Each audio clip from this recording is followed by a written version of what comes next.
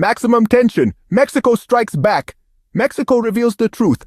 Weapons and drugs from the United States are unleashing chaos. The recent actions taken by the Mexican government have marked a turning point in the fight against organized crime, taking the fight beyond its borders and targeting directly the structures that facilitate violence. For decades, Mexico has been pointed out as the epicenter of drug trafficking and crime, without recognizing the fundamental role that external actors play in this problem.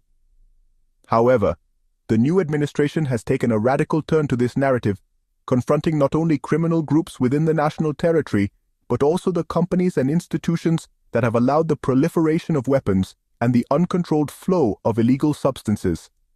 Since the beginning of the current administration, led by President Claudia Sheinbaum, the strategy against crime has been more aggressive and effective than ever. Under her leadership, the number of arrests of U.S. citizens linked to arms, drug, and human trafficking has skyrocketed. During the previous government, the average number of arrests of Americans in Mexican territory was approximately 1 detainee per day, but at the end of the year 2024, this figure increased to 3 per day. So far in the year 2025, 185 arrests have already been registered, an unprecedented amount that confirms the government's determination to stop impunity. One of the most revealing aspects of this new strategy is the focus on the origin of the violence that plagues the country. On multiple occasions, the United States government has tried to blame Mexico for organized crime without acknowledging that much of the problem originates north of the border. The figures are clear. Every year, more than 500,000 weapons illegally enter Mexican territory from the United States, fueling the violence and power of criminal groups. Mexico has decided that it will no longer remain silent in the face of this situation, and has launched a diplomatic and legal offensive to expose the responsibility of the U.S. arms industry in the security crisis. Faced with this situation, the Sheinbaum administration has not hesitated to take unprecedented measures, taking the battle to the U.S. judicial system. Lawsuits filed in the states of Arizona and Massachusetts have targeted giants of the arms industry, such as Smith & Wesson and Colt, accusing them of facilitating deliberately or negligently the illegal trafficking of weapons to Mexico. This legal offensive is based on U.S. legislation that allows companies whose products are used illegally to be held liable if negligence in their distribution is proven. The Mexican lawsuit argues that arms manufacturers have deliberately ignored indications that their weapons are being acquired by criminal groups through networks of distributors without effective regulation. The impact of these actions has not been limited to the arms industry. Ongoing investigations have revealed that many of the victims of violence in Mexico have links to transnational criminal networks. Between the years 2019 and 2023, the number of U.S. citizens who died in violent acts in Mexico increased by 120%, reaching 800 cases.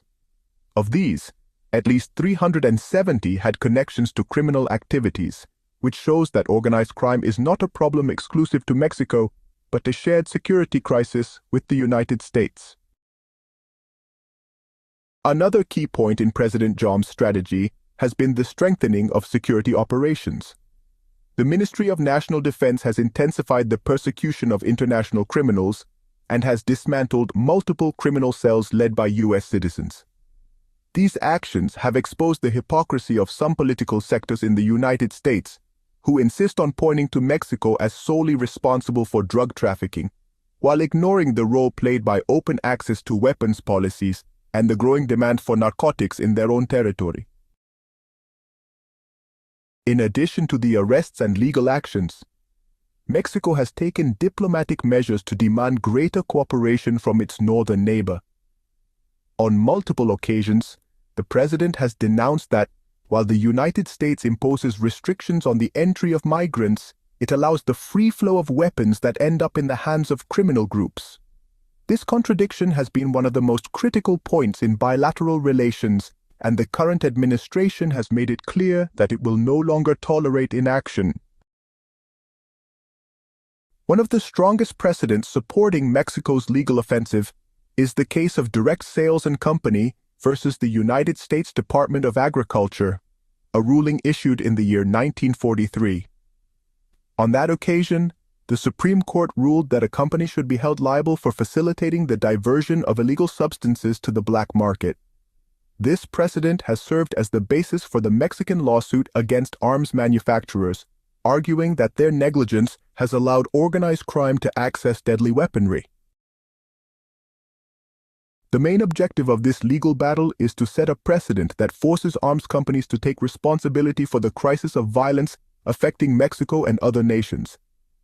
The demand for financial compensation of $10 billion is not just a financial matter, but a symbol of justice and recognition of the damage caused by the proliferation of weapons in the region. However, beyond financial resources, what the JOM administration is seeking is to generate a structural change in the regulation of the arms trade. The impact of this struggle has transcended the borders of Mexico, becoming an international benchmark. The global community is watching closely as a country historically affected by arms and drug trafficking has decided to reverse the situation using the United States' own legal mechanisms to demand justice. This strategy represents a radical change in the way organized crime is addressed and marks the beginning of a new stage in international cooperation on security and justice. In this chapter, we are going to explore the complex relationship that exists between the United States and Mexico. A geopolitical relationship, huh?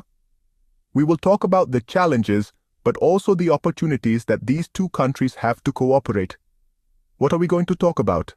Well, important issues like trade, border security, and migration policies. We will also see how these things affect not only the two countries, but the entire region, and even the whole world. We are going to analyze both the collaboration in key areas as well as the tensions that exist, so that we can fully understand this very important relationship, and how we can move forward together towards a better future.